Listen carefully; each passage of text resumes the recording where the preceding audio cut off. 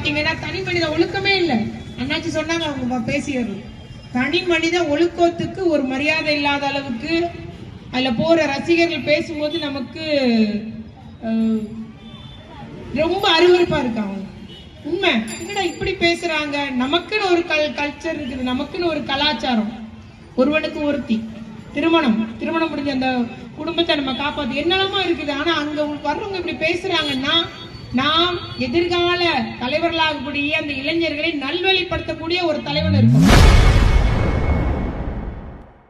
நிகழ்ச்சி ஒன்றில் பேசிய திமுக அமைச்சர் கீதா ஜீவன் ஒருவனுக்கு ஒருத்தி என்பதுதான் கலாச்சாரம் என பேசிய நிலையில் அவருக்கு தற்போது தாவேக நிர்வாகிகள் பதிலடி கொடுத்து வருகின்றனர். ஒரு காலத்துல 3 நாளைக்கு ஒருக்கா இருந்தது. இப்ப நிறைய இடங்களை தினமும் தண்ணி வசதி பண்ணிருக்கு. சில இடங்கள்ல ஒரு நாள் விட்டு ஒரு நாள் தண்ணி வருது. புறநகர் ஃபுல்லா பாத்தீங்கன்னா ரேஸ்புரம்லாம் போனீங்கன்னா வண்டி வச்சு தள்ளிக்கிற ஒரு தனி ஒரு காட்சியை நம்ம பார்க்கலாம். ஒரு வண்டியில 4 குடம், அதுவும் பெண்கள் தான் தள்ளிட்டு போவாங்க. இன்னைக்கு அவங்களும் அப்படி இல்லை, வீட்டு வாசல்ல தண்ணி கிடைக்கும்.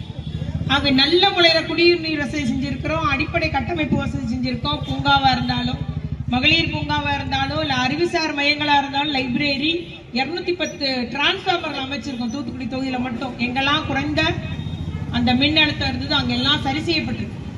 13 புதிய ஆஸ்பத்திரி கொண்டு வந்திருக்கும்.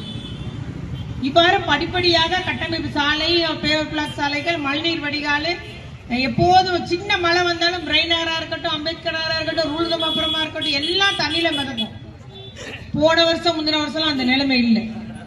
3 வார்டு மட்டும் சரி பண்ண வேண்டி இருக்குது. நமக்கு புறநகர்ல உள்ள 3 வார்டு 15, 16, 17, 18 4 வார்டு அந்த பகுதியில மட்டும்தான் சரி செய்ய பண்ண வேண்டியிருக்கு. மற்ற எல்லா இடங்களும் சரி செஞ்சாச்சு.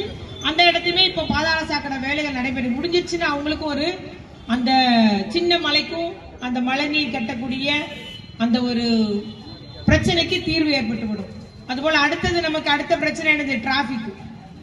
அதையும் நம்ம வருங்காலத்தை சரி செய்ய பண்ண வேண்டும் என்று எல்லாம் நம்ம திட்டங்கள் வச்சிருக்கோம். இவ்வாறு நம்முடைய சொன்னதை செய்யக்கூடிய மக்களோடு மக்களாக இருந்து மக்கள் பிரச்சனையும் நம்முடைய பிரச்சனையாக இருந்து செய்யக்கூடியவர்கள் தான் எங்களுடைய கூட்டணி கட்சியினர் என்பதை நான் இங்கு கூறிக்கொள்ள விரும்புகிறேன். இன்னொரு புதுசா ஒருத்தவங்க பேசிட்டு இருக்கிறாங்க. அதுல பாத்தீங்கன்னா தனி மனித ஒழுக்கமே இல்லை. அண்ணாச்சி சொன்னாங்க அவங்க பேசியது. தனி மனித ஒழுக்கத்துக்கு ஒரு மரியாதை இல்லாத அளவுக்கு அதுல போற ரசிகர்கள் பேசும்போது நமக்கு ரொம்ப அருவருப்பா இருக்கு. அவங்க உண்மை என்னடா இப்படி பேசுறாங்க. நமக்குன்னு ஒரு கல்ச்சர் இருக்குது, நமக்குன்னு ஒரு கலாச்சாரம். ஒருவனுக்கு ஒருத்தி திருமணம் முடிஞ்ச அந்த குடும்பத்தை நம்ம காப்பாத்து என்னெல்லாமா இருக்குது. ஆனா அங்க வர்றவங்க இப்படி பேசுறாங்கன்னா நாம் எதிர்கால தலைவர்களாகக்கூடிய அந்த இளைஞர்களை நல்வழிப்படுத்தக்கூடிய ஒரு தலைவன் இருக்கும். ஆனா அப்படி அல்லாமல் வெறுமன ஒரு கூட்டட்டும் நமக்கு ஆரவாரம் பண்ணட்டுன்ற மாதிரி ஒரு வழி நடத்தல். நிச்சயமாக அவர்களை நாம் காப்பாற்றி ஆக வேண்டும். நிச்சயமாக அவர்களும் நம்மை புரிந்து கொள்வார்கள் என்று கூறிக்கொண்டு கலந்து கொண்டுள்ள அத்தனை பேருக்கு நன்றி. நம்முடைய கூட்ட ஏற்பாடு செய்த வட்டக்கழகம் 39வது வட்டக்கழக நிர்வாகிகள் உள்ளிட்ட அத்தனை பேருக்கு நன்றி கூறிக்கொண்டு தொடர்ந்து நாம் களப்பணியாற்றுவோம், வெற்றிக்கனியை பறிப்போம், தமிழ்நாட்டை காத்திடுவோம் என்று கூறி முடிக்கிறேன்.